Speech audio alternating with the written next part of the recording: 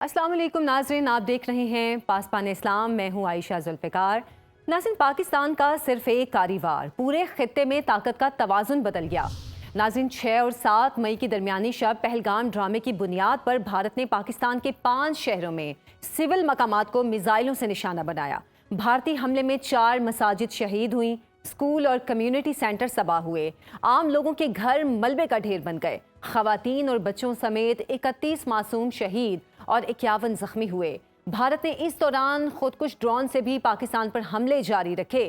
9 اور 10 مئی کی درمیانی شب 3 پاکستانی ایئر بیسز پر ناکام میزائل حملوں کے بعد پاک افواج نے آپریشن بنیان مرصوص لانچ کیا، جو 10 مئی کی صبح بھارت پر قہر بن کر ٹوٹا۔ یہ 5 گھنٹے بھارت کی آئندہ 7 نسلوں کو ایک ڈرانے خواب کی مانند یاد رہیں گے۔ آپریشن بنیان مرصوص کے یہ 5 گھنٹے 6 اور 7 مئی کی درمیانی شب سے جاری بھارتی جارحیت کا تباہ کن اور ہولناک جواب تھے، جب پاکستانی میزائل بھارتی سرحد کے اندر قہر بن کر ٹوٹے اور 26 فوجی مقامات کو نشانہ بنایا، 5 بھارتی ایئر بیسز کو تباہ کیا، برہموس میزائلوں کے 2 بڑے ذخیروں اور اڑی اسلحہ ڈیپو کو راکٹ ڈھیر میں بدل ڈالا۔ دنیا کا مہنگا ترین بھارتی ایئر ڈیفنس سسٹم S-400 کو ہائپر سونک میزائلوں سے ناکارہ بنا دیا۔ سائبر وار اور الیکٹرک وار فیئر میں مہارت کے جھنڈے گاڑے۔ بھارت کے فوجی سیٹلائٹ سمیت بھارتی فوجی اور سرکاری ویب سائٹس اور ڈیٹا ہیک کر لیا۔ الیکٹرک پاور کمپنیوں کا ڈیٹا ہیک کر کے 70% بھارت کی بجلی بند کر دی۔ 2500 سرویلنس کیمروں کا کنٹرول سنبھال لیا۔ ان 5 گھنٹوں میں پاک فوج نے بھارتی سپرمیسی کا ہر دعویٰ خاک بنا کر ہوا میں اڑا ڈالا۔ ان 5 گھنٹوں نے بھارتی فوجی طاقت کے حوالے سے نہ صرف دنیا کا نظریہ بدلا، بلکہ جنوبی ایشیا میں طاقت کا توازن تک بدل ڈالا۔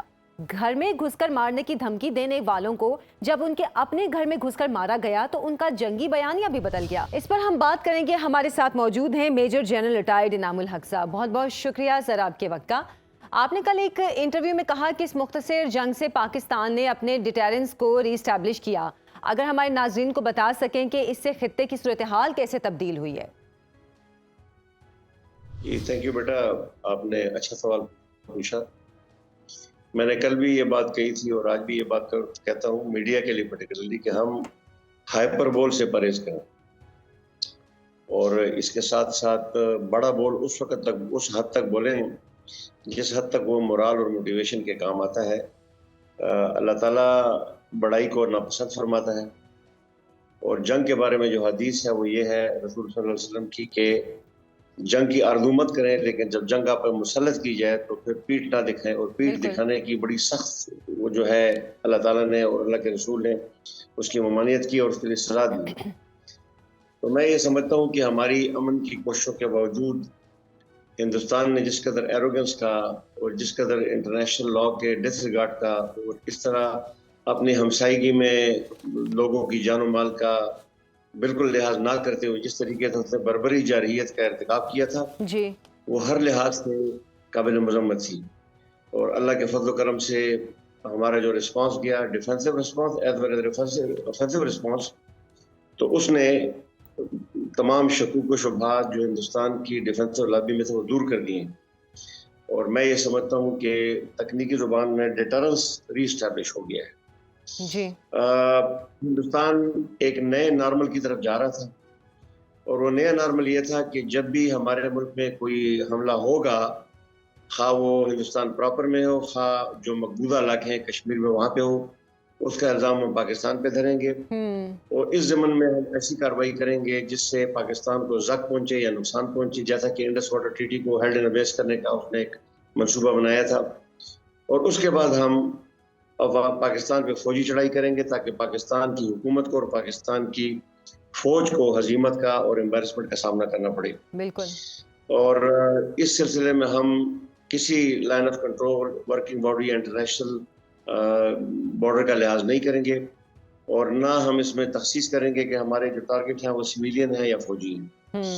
تو یہ ایک نیا نارمل ہندوستان سیٹ کرنا چاہ رہا تھا، اور پروردگار کے فضل و کرم سے ہماری مسلح افواج کی قیادت کی ڈٹرمنیشن اور ریزالو کی وجہ سے میں پرٹیکولرلی اس میں سمجھتا ہوں کہ جو چیف آف آرمی اسٹاف ہیں جناب ناصر منیر اور جو ایئر فورس کے چیف ہیں انہوں نے انتہائی ریزولوشن کا مظاہرہ کیا. اسی طرح joint staff head quarters chairman صاحب نے ریزالو کا مظاہرہ کیا, اور تمام ہماری جو سیاسی قیادت ہے وہ ایک پیج پر تھی, اور انہوں نے انتہائی ریزالو کا, ڈٹرمنیشن کا مظاہرہ کیا ہے, اور ایک بہت کلیئر اور واضح میسج دیا ہے انڈیا کو کہ we are willing, we are determined to shed this new normal into pieces, اور انہوں نے اس نیو نارمل کو شریڈ انٹو پیسز. بہت صحیح کہا آپ تو نے یہ تو سر. ایک ہندوستان کے نیو نارمل کی صورتحال تھی. بالکل ٹھیک بات آپ نے کی جہاں سر. تک اچھا, بھارت عرصہ دراز سے پاکستان کی متعدد بار پیشکش کے باوجود مذاکرات کی ٹیبل پر نہیں بیٹھا.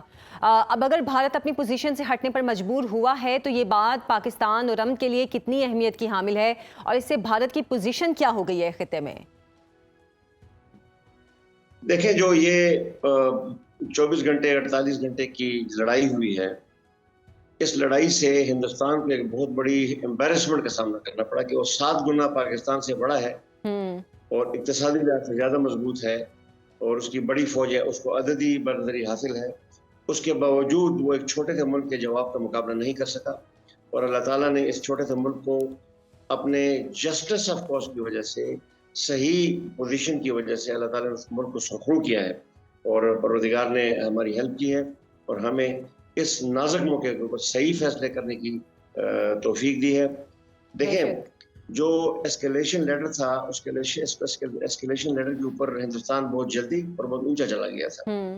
اب اس اسکیلیشن لیڈر سے اترنے کے لیے اس کے پاس ایک راستہ تھا کہ وہ پاکستان کے خلاف فوجی کارروائی جو اس نے کرنے کی کوشش کی, لیکن جو آپ کا ڈیفینسو اور افینسو رسپانس کیا, it was very expensive, it was very timely, it was very calibrated, and it was very very aggressive. بالکل. اور اس سے اس کو پتہ لگا کہ بھائی it is not a cake walk against Pakistan, militarily, politically, diplomatically. Pakistan diplomatically isolate نہیں رہا. جو ورلڈ کیپٹلز میں ہندوستان کے بارے میں تاثر تھا, ہندوستان کے بارے میں یہ تاثر یہ تھا کہ ہندوستان کسی کی نہیں سنتا. آپ نے J D Vance, American vice president کی پریس کانفرنس سنی ہے جس میں انہوں نے کہا تھا کہ نہ ہم ان کو جنگ بندی ہتھیار ڈالنے پر مجبور کر سکتے ہیں, نہ ہندوستان کو, نہ پاکستان کو. It is none of our business, ان کے الفاظ تھے. اور اس کے بعد آپ نے دیکھا کہ امریکہ کس قدر برے طریقے سے انوالو ہو گیا تھا. اس کی وجہ جو اوپن سورس رپورٹ ہے وہ یہ ہے کہ some how the other Pakistan کی طرف سے جس ڈٹرمنیشن اور ریزالو کا مظاہرہ کیا گیا تھا, خاص کر جب وزیر خارجہ نے کل کہا تھا کہ اگر ہندوستان اس ہمارے افینسو رسپانس کے بعد آگے جاتا ہے, کوئی کارروائی کرے گا تو ہم بھی نہیں رکیں گے. It was a very clear message, it was a very determined message, and there was a lot of intelligence going back and forth between Islamabad, New Delhi and Washington. اور اس کی وجہ سے پھر ہندوستان کو اسکیلیشن لیڈر سے امبیرسنگ طریقے سے نیچے آنا پڑا, جس طرح کہ پلوامہ میں 2019 میں ہوا تھا. تو یہ ایک بات ہے جو میں ڈیٹرنس کے بارے میں کہنا چاہتا ہوں. اس کے ساتھ ساتھ میں ایک اور بات کی طرف بھی اشارہ کرنا چاہتا ہوں کہ ہمیں آئندہ پلوامہ کا اور پہلگام کا سدباب کرنا چاہیے. بالکل. اور یہ سدباب ہمیں مؤثر طریقے سے کرنا چاہیے, کیونکہ ہندوستان میں حکومت تبدیل ہوتی ہے, لوگ تبدیل ہوتے ہیں, کچھ وقت کے بعد لوگ بھول جاتے ہیں کہ ہم نے کیا کیا تھا, یہ ہمارے ساتھ کیا ہوا تھا. تو یہ پاکستان کے خلاف فوجی کارروائی کرنے کا جو بھوت ہے, یہ ہندوستان کے سیاسی اور فوجی لیڈروں کے سر پر کافی عرصے تک مسلط رہے گا. اس بھوت کو مکمل طور پر اتارنے کے لیے آپ کو اپنی نیوکلیئر پالیسی کا اعلان کر دینا چاہیے. اور میری ذاتی رائے کے مطابق پاکستان کو اپنی نیوکلیئر پالیسی فرانس کی طرح اعلان کر دینی چاہیے, اور ہماری ڈیکلیریٹری نیوکلیئر پالیسی یہ ہونی چاہیے کہ آج کے بعد کوئی بھی ملک میں لفظ ملک جو ہماری زمینی, فضائی اور بحری حدود کی خلاف ورزی کرے گا, ہم نیوکلیئر ریسپانس دیں گے. بالکل ٹھیک ہے آپ نے, اور یہ یقیناً بہت سٹرونگ میسیج ہوگا اگر دنیا تک یہ جاتا ہے. سر, یہاں پہ یہ بھی جاننا چاہوں گی کہ میدان جنگ میں آپریشن بنیاد و مرصوص کی صورت پاکستان کے اس شاندار فتح کے فوجی, دفاعی اور جو ٹیکنیکل فیکٹرز ہیں وہ کیا ہیں؟ دیکھیں, فوجی لحاظ سے ایک مرتبہ پھر یہ ثابت ہو گیا ہے کہ پاکستان کی مسلح افواج کو, آرمی, نیوی, ایئر فورس کو ہندوستان کے اوپر واضح کوالٹیٹیو برتری حاصل. عددی لحاظ سے میں یہ بات آپ کے شو میں پہلے بھی کہہ چکا ہوں کہ عددی لحاظ سے بھی ہم اتنی بری پوزیشن میں نہیں ہیں, کیونکہ کوانٹیٹیولی جب ہندوستان کو چائنا کی بارڈر اور بنگلہ دیش کی بارڈر پر فوج چھوڑنی پڑتی ہے, اور اس کے بعد وہ جو آپ کے خلاف فوج کو مغربی بارڈر پہ لے کر آتا ہے, تو وہ فوج اتنی نہیں ہوتی کہ وہ پاکستان کو مکمل طور سے اوورویلم کر سکے, یا پاکستان کے ڈیفینسو رسپانس کو مکمل طور سے اوورویلم کر سکے.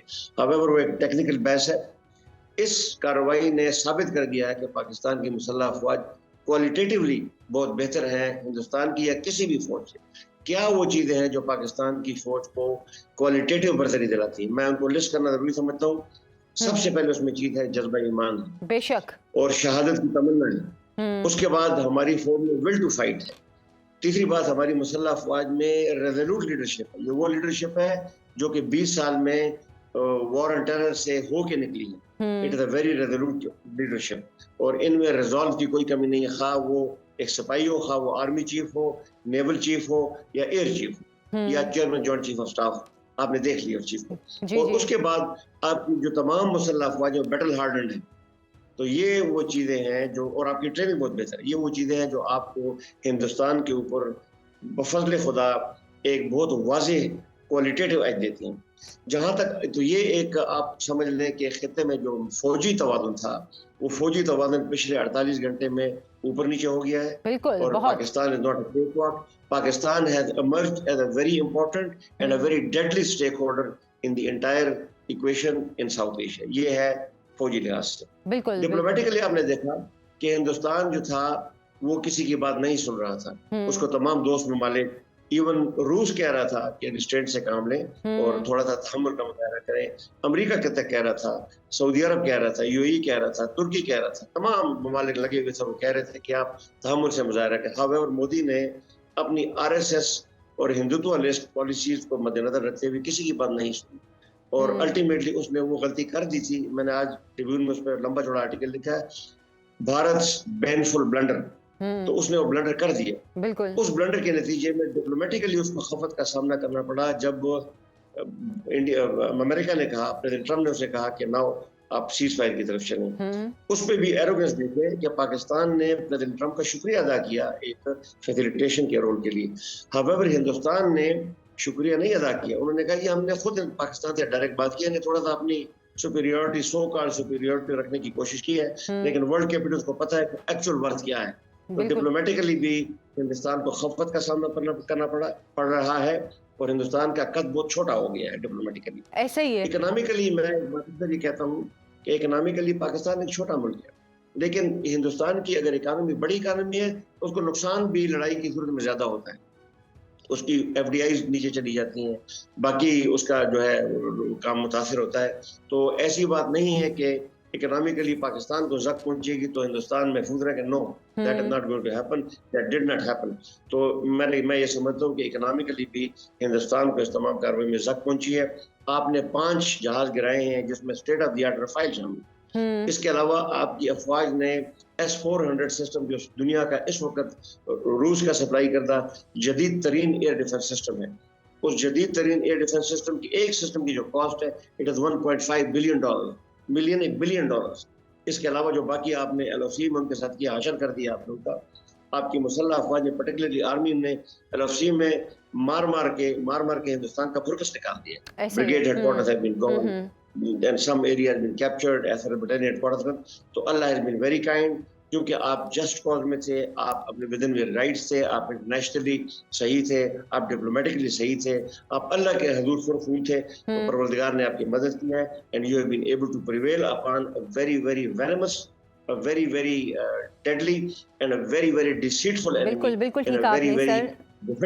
اور بہت بہت شکریہ میجر جنرل ریٹائرڈ انعام الحق صاحب ہمارے ساتھ موجود. بھارت کو میدان جنگ میں شکست کے ساتھ ساتھ سفارتی سطح پر کس طرح شکست ہوئی, اس پر بات کریں گے ایک بریک کے بعد. ویلکم بیک ناظرین. حافظ عاصم منیر ڈاکٹرائن نے اس بار عیار, مکار اور سازشی دشمن کو خاک چاٹنے پر مجبور کر دیا. خود کو دنیا کی بڑی طاقت سمجھنے اور خطے میں بدماشی سے دھاک بٹھانے کی بھارتی روش کو اس بار منہ کی کھانا پڑی. جرأت مندانہ اور دلیرانہ حافظ ڈاکٹرائن نے پاکستان کی ایٹمی ڈاکٹرائن کو پھر سے فعال کر دیا. وزیر اعظم شہباز شریف نے 10 مئی کی صبح جب ایٹمی معاملات دیکھنے والی national command and control authority کا اجلاس طلب کیا تو عیار مکار بھارت سمجھ گیا کہ پاکستان کا ہاتھ ایٹم بم کے بٹن پر آ چکا ہے. تو بھارتی دفتر خارجہ نے ہنگامی طور پر ریاض اور انقرہ سے لے کر بیجنگ اور واشنگٹن تک تمام سفارتی چینلز کو آن کیا اور سیز فائر کے لیے مدد مانگی. ایٹمی دھماکوں کے بعد پہلی بار پاکستان سیاسی, فوجی اور سفارتی میدانوں میں ایک اگریسو اور متوازن بیانیے کے ساتھ دنیا کو متاثر کر رہا ہے۔ اس پر بات کریں گے، ہمارے ساتھ موجود ہیں سابق مشیر قومی سلامتی ناصر جنجوعہ صاحب۔ بہت بہت شکریہ سر آپ کے وقت کا۔ وزیر اعظم نے 10 مئی کی صبح national command and control authority کا اجلاس طلب کیا تو ایٹمی حملے کے خدشات لاحق ہونے پر واشنگٹن سے سیز فائر میں مدد کی درخواست کی گئی۔ کیا واقعی معاملات اس نہج پر تھے کہ پاکستان کو ایٹمی ڈیٹرنس کے استعمال کا سوچنا پڑا؟ دیکھیے، ایٹمی ڈیٹرنس جو ہے وہ تو ان کو پہلے سے ہی پتا تھا، اور ایٹمی ڈیٹرنس ہی کو انہوں نے ڈسٹرب کیا، تو انہوں نے اس چیز کو کیٹر فار کیا ہوا تھا، لیکن ان کے ذہن میں یہ تھا کہ ہم ایک لمیٹڈ وار ان سے کریں گے، اور ہم نوبت وہاں تک نہیں لے کے جائیں گے کہ ایٹمی اثاثوں کا استعمال جو ہے وہ قابل عمل ہو۔ جی، تو یہ بہت دیر سے ان کی خام خیالی ہے کہ نیوکلیر کیپیبلٹی ہوتے ہوئے بھی ہم جو ہے ایک لمیٹڈ وار کر سکتے ہیں۔ تو ہم نے ان کو بہت سمجھانے کی کوشش کی کہ آپ کا یہ لمیٹڈ وار کا کانسیپٹس اور remaining within the threshold, یہ ایک غلط کانسیپٹ ہے۔ اب وار جو ہے جس کی سپیس آپ لمیٹڈ وار کے نام پہ رکھ رہے ہیں، اس کی سپیس اب ختم ہو گئی ہے، بیکاز اس میں it is not unilateral, it takes two to tango. تو اگر آپ وار شروع کریں گے تو پھر ختم کرنے کی آپشن جو ہے وہ ہمارے پاس ہوگی، اور جو لمیٹڈ وار ہے وہ کب ان لمیٹڈ ہو جائے ون از ناٹ شیور، لہٰذا ہماری طرف مت آنا۔ So despite the strategic deterrence، انہوں نے یہ مس ایڈونچر کیا، اور لیکن وہاں تک نوبت ہی نہیں آئی، اور ابھی صرف ہمارا ایک ڈیفینسو رسپانس گیا، اور فرسٹ فیز صرف گیا تھا ہمارے اوفینسو کا، کہ وہ بھاگتے ہوئے یو ایس کے پاس پہنچے اور یو ایس نے ان کو ریسکیو کر لیا۔ میں سمجھتا ہوں کہ یو ایس نے انڈیا کو ہم سے بچایا ہے۔ ہاں بالکل۔ تو اس پہ تو میں یہ کہوں گا، اور جس طریقے سے ابھی آپ نے کہا کہ پاکستان جو ہے بڑا میچور اور کریڈیبلٹی کے ساتھ ایمرج ہوا ہے، اور پوری دنیا کو جو ہے وہ اس کو تسلیم اس طریقے سے کرنا پڑا ہے، our effectiveness with all our sense of responsibility۔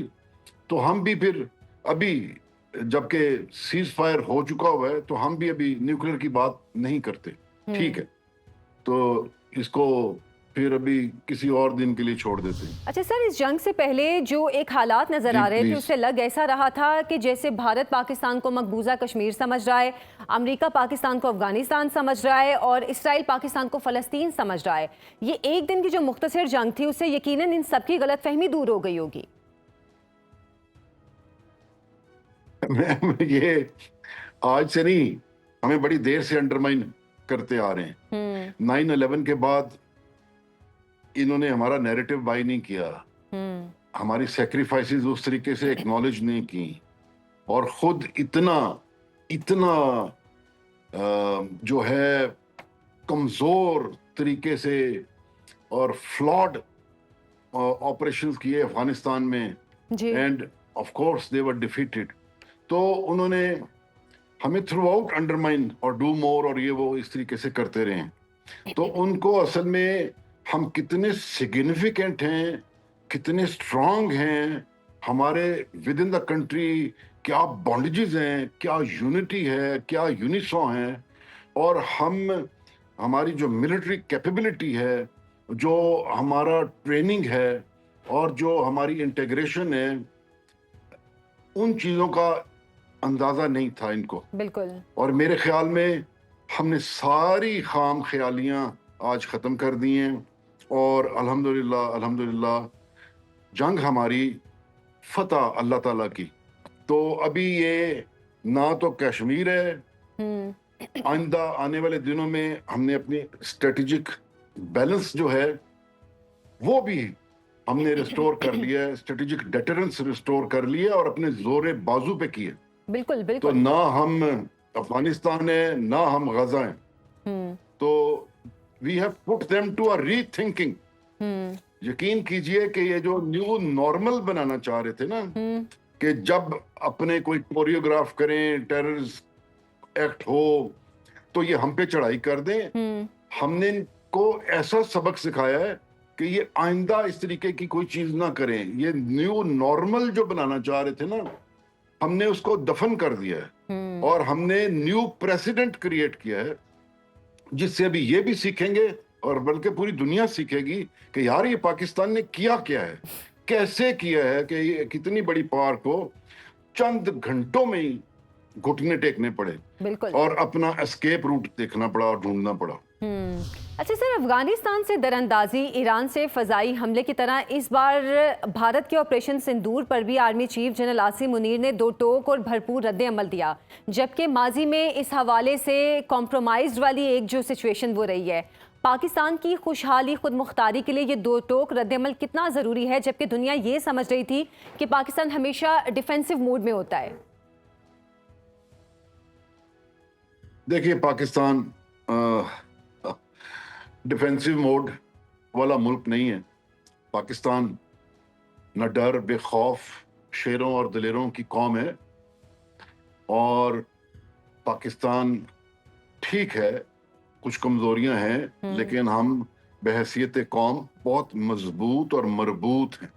और यही जो आप कह रही थी ना कि दुनिया में थी, तो वही तो चीज हमने ऑल्टर कर दी है अभी। We have altered the world's perception about ourselves, और by way of our choice हमने अपने जोरे बाजू पे ये इनकी थिंकिंग को चेंज किया है।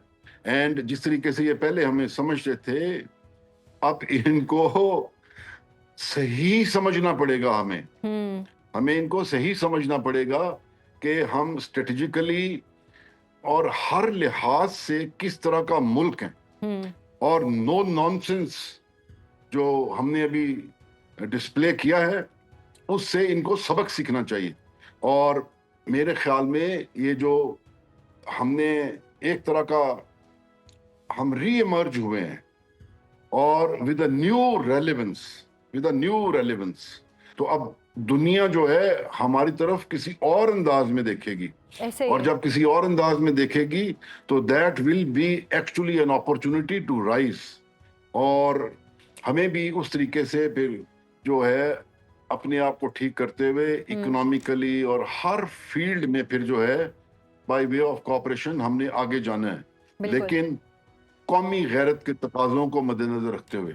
बिल्कुल बिल्कुल ठीक कहा आपने सर। अच्छा, यहाँ पर इंटरनेशनल मीडिया का भी मैं जिक्र करना चाहूँगी।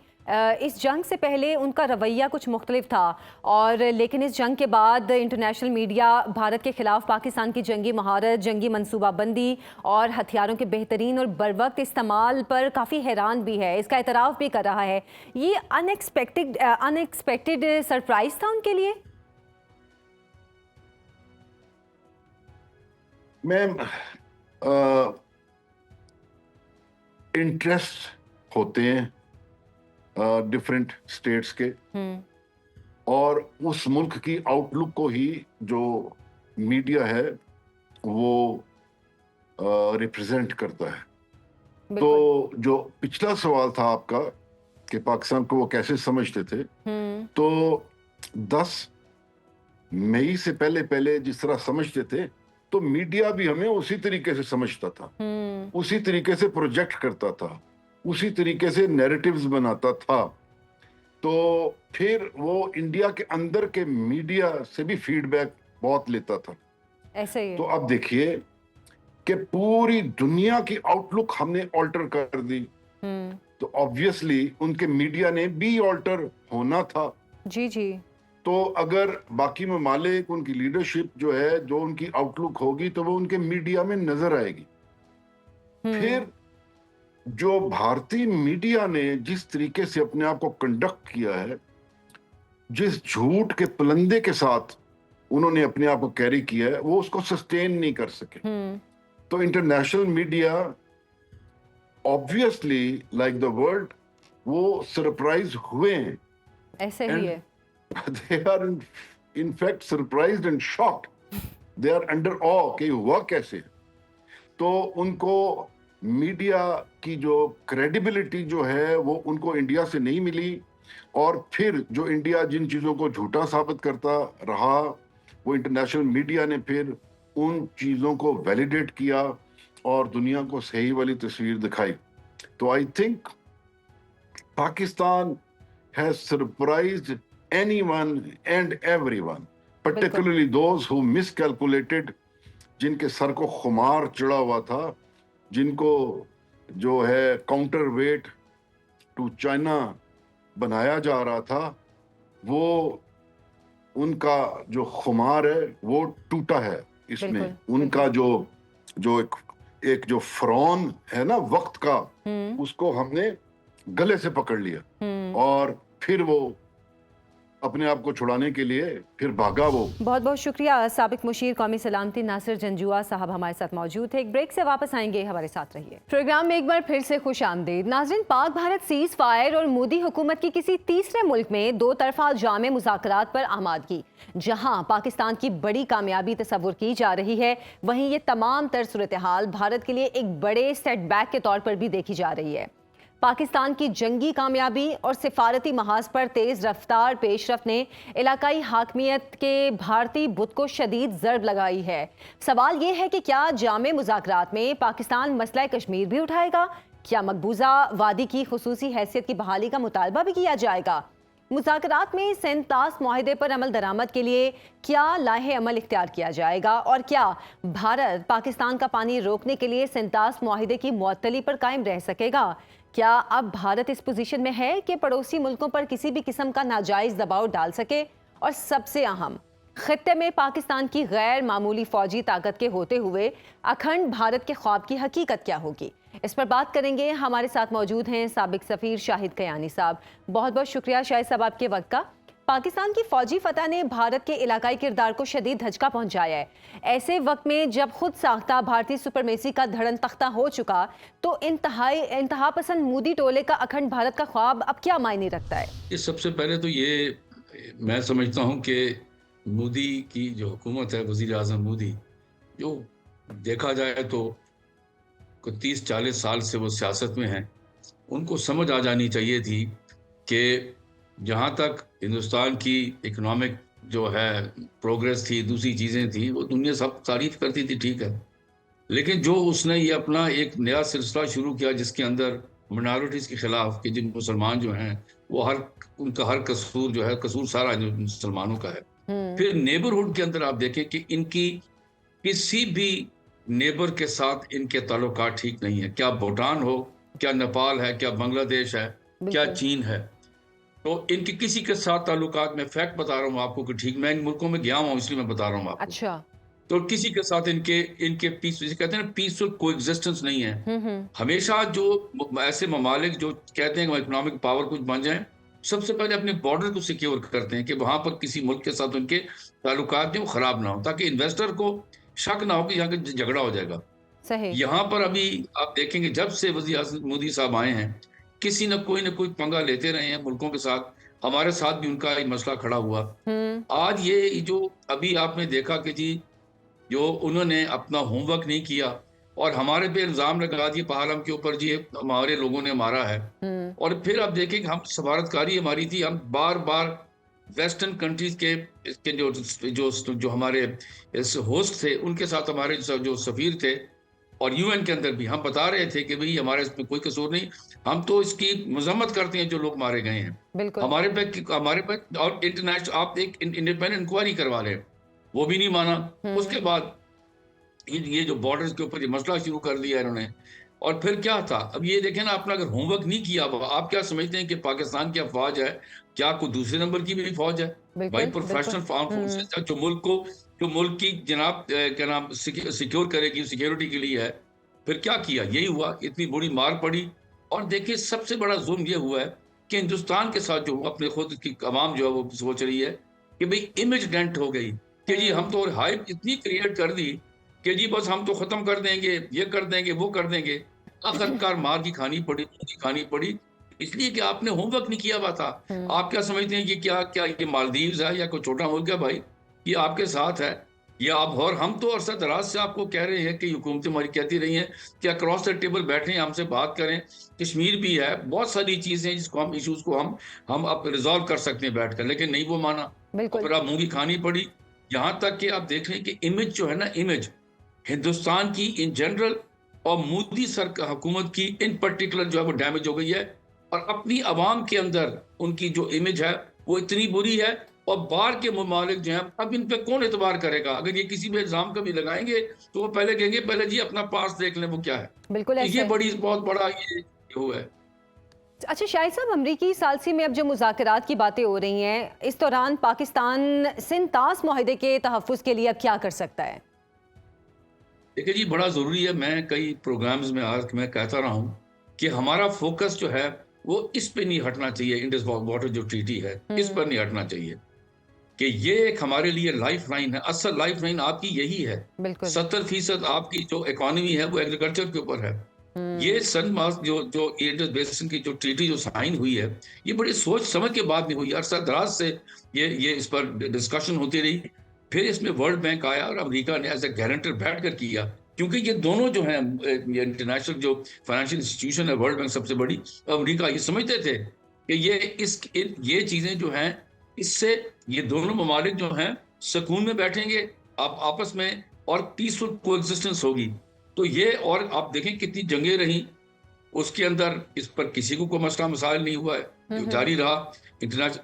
اب جا کر ہندوستان یہ, تو میں یہ سمجھتا ہوں کہ ابھی آپ دیکھیں کہ جس طرح ابھی اگر آپ وہ دیکھیں پریزیڈنٹ ٹرمپ نے اور ان کے امریکن جو کہہ رہے ہیں کہ جی یہ اب سیز فائر ہو گیا, اب کسی نیوٹرل جگہ پر بیٹھ کر جو ایشوز ہیں اس پر بات کی جائے. اور ظاہر ہے ایشو سب سے بڑا تو یہ آپ کا واٹر ٹریٹی ہے, پھر اسی پہ کشمیر ہی بھی یہ ہے. سارا معاملہ تو شروع اس ہوا پر تھا. ہمیں اس پہ ہمیں فوکس کرنا پڑے گا. اور ہمیں اپنی بیہائنڈ دا سینز اسپیشلی امریکہ اور جو ویسٹرن کنٹریز اور ورلڈ بینک کے ساتھ یہ ان کو کہلوانا پڑے گا, یو این کے اندر بھی سیکرٹری جنرل کو بھی, کہ جی اس ایشو کے اوپر ہمیں فوکس کرنا ہے کہ یہ جو معاہدہ ہے اس پر کوئی کسی قسم کی بھی رد و بدل نہیں ہوگی. میں بھی سن رہا تھا ان کے جو فارن سیکرٹری ہیں مصری صاحب, انہوں نے کہا نہیں وہ اس وقت پہ آپ نے بڑا فرق آ گیا. انہوں نے ویسے ٹیکنیکل باتیں کی لیکن اپنا ہوم ورک نہیں کیا ہوا تھا. بھائی کون سا فرق آ گیا مجھے بتا دیں کہ آپ, کہ جی وہ ہاں اس میں کیونکہ ٹھیک ہے پرانی اگریمنٹ ہے, چھوٹی موٹی رد و بدل تو ہو سکتی ہے. رد و بدل نہیں کہ بھئی انفارمیشن جو ہے یہ جو کیونکہ ہم لو ریپیرین ہے نا, دریا اوپر سے نیچے ہمارے یہاں آتا ہے, یہ ٹیکنیکلی ہائی, اس میں آپ آرٹیفیشل انٹیلیجنس ہے, دوسری چیزیں ہیں, وہ چیزوں سے آپ اس کو آپ ٹھیک ہے امپروو کریں. لیکن جو بیسک جو اگریمنٹ کی جو چیزیں ہیں اس میں کوئی رد و بدل نہیں ہو سکتا. یہ کی غلط فہمی ہے ہندوستان کی, اور اس کو وہ نہ ہی چھیڑیں تو بہتر ہے. اور میں یہ کہوں گا کہ جو دوسرے ممالک ہیں بڑے جن پر ہمیں بہت زور لگانا چاہیے, ان پہ بات کرنی چاہیے بیہائنڈ دا سینس, ان کو کہنا پڑے گا کہ ہندوستان کو سمجھائیں کہ اس پہ کوئی رد و بدل نہیں ہوگی, کہ دوسری کی اگلی پھر جنگ کے لیے وہ پھر مسئلہ مسائل نہ کھڑے ہو جائیں. اچھا شاہد صاحب, جنوبی ایشیا میں علاقائی سیاست اور سفارتی پلیٹ فارمز کی فعالیت اور بھارتی ہٹ دھرمی روکنے کے لیے پاکستان کا لیڈنگ رول کتنا اہم ہے, اور کیا پاکستان اس کے لیے تیار ہے؟ دیکھیں جی آپ کو نا میں نے یہ چیز کہنی ہے, اگر آپ اس مودی حکومت کو دیکھیں اور پچھلی جو حکومتیں تھیں, واجپئی کی حکومت تھی, وہ بھی بی جے پی کے لیڈر ہی تھے. بالکل. اس سے پہلے نہرو اور دوسرے جو تھے, یہ ان میں کچھ لیڈروں میں کوئی عقل شعور تھی کہ بھی کو ایگزسٹ کیسے کرنا ہے اپنے ہمسایوں کے ساتھ. ان کے اندر جب سے مودی سرکار آئی ہے ان کو سمجھ ہی نہیں آ رہی, یہ مجھے سمجھ نہیں آتی کہ بھئی ہم ایگزسٹ کریں اور باقی تو دنیا سے چلے جائیں. ایسے ہوتا نہیں ہے.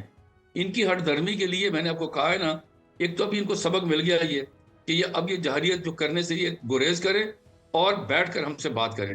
دوسرا میں یہ بار بار کہہ رہا ہوں کہ ہمیں یہ جو بڑے ممالک ہیں, اس میں سب سے بڑے میں بتا رہا ہوں امریکہ ہے, چین ہے, روس ہے, پھر ویسٹرن کنٹریز ہیں, یورپین یونین ہے, ان سے بیٹھ کر ہمیں بیہائنڈ دا سینز اور بھی ویسے بھی ہمیں بات کرنی پڑے گی کہ ہندوستان کو باور کرایا جائے کہ یہ نہ کرے. اور میں ایک اور بات کہوں, جو سب سے بڑا نقصان ہوا ہے کہ سارک جو ایک انسٹیٹیوشن تھی اتنی زبردست, جس کے اندر یہ تھا کہ سمٹ اپنی جگہ پر ہے, لیکن اب جو کہتے ہیں نا جو اس کے اندر جو سوری جو لیڈرز تھے وہ اکراس دا بورڈ بیٹھ کر آپس میں بات چیت بھی کرتے تھے, ایشوز کو ڈسکس بھی کرتے تھے, اس کو انہوں نے ختم کر دیا. انہوں نے اپنے پرائم منسٹر مودی نے بلا وجہ کے, اب اس کی وجہ سے کیا ہے کہ تھرڈ کنٹریز کو کہنا پڑتا ہے کہ اگر یہ ہو جائے تو یہ بالکل ایفرٹ لیس ہوتا ہے کہ آپ ایک سمٹ میں آئے ہوئے ہیں, اب آپ سائڈ لائن پر جو میٹنگز ہیں اس میں بیٹھیں اور اس میں جو ایشوز ہیں اس کو سامنے لے کر آئیں, اور بدتدریج جو سمٹس ہوتی جائیں گی اس میں بات چیت ہوتی رہے گی اور ایشوز کو آپ ریزالو کر دیں گے. اچھا, یہ اس کا ختم ہونا بڑا نقصان دہ ہوا ہے, اس کو ریوائیو کرنا بڑا ضروری ہے. یہاں پہ آپ سے میں پوچھنا چاہ رہی ہوں کہ جنگ کا جو سرپرائزنگ ریزلٹ نکلا ہے, اس کے بعد کیا امکان ہے کہ بھارت اپنی جارحیت پر مبنی پالیسیز کا بے رحمانہ پوسٹ مارٹم کرے گا اور خود سے انہیں ترک کرنے کا فیصلہ کرے گا؟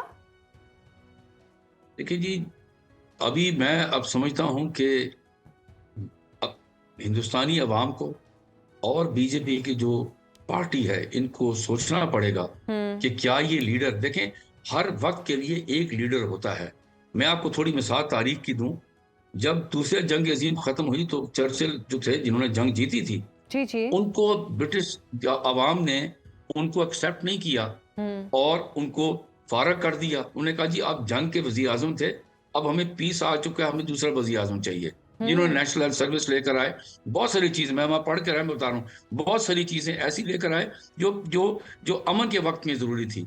اب جو یہ پرائم منسٹر مودی ہیں, اب یہ تیسری دفعہ الیکٹ ہو چکے ہیں, اب کم ووٹوں سے ہوئے, اب ان کو عوام کو چاہیے کہ ان کو ابھی فارغ کریں, ان کو کہیں گے جی آپ بہت ہو چکا, کوئی اور لیڈر لے کر آئیں. اور بی جے پی کی جو پارٹی ہے وہ خود بھی یہ سوچے کہ کیا اس لیڈر کے تھرو آپ لیڈر کے انڈر اس لیڈر آپ اس ملک کو چلانا ہے, کہ کیا اس سے آپ کو فائدہ پہنچے گا. اتنی بڑی ہائپ کریٹ کرنے کے بعد پھر اتنی بڑی امیج جو ڈیمیج ہوئی ہے ہندوستان کی, ان کی کریڈیبلٹی جو ڈیمیج ہوئی ہے, پھر جو ڈیفنس کے متعلق اتنا کہا جاتا تھی ہم یہ ہے, اس میں اتنا آپ بجٹ یوز کر رہے تھے, کیا وہ جسٹیفائڈ ہے؟ یہ چیزیں ری تھنکنگ اب ہندوستان کے اندر ہوگی. میں آپ کو بتا رہا ہوں, آپ کو وہ اتنے گئے گزری عوام نہیں ہے, اب وہ کرے گی کہ بھائی یہ لیڈر ہمیں اس وقت اس جو اب نیا جو دور آ رہا ہے اس میں ہمیں اس کی ضرورت نہیں ہے. تو یہ مودی نے خود اپنی امیج کو ڈیمیج کیا, اپنے ملک کو ڈیمیج کیا امیج کو.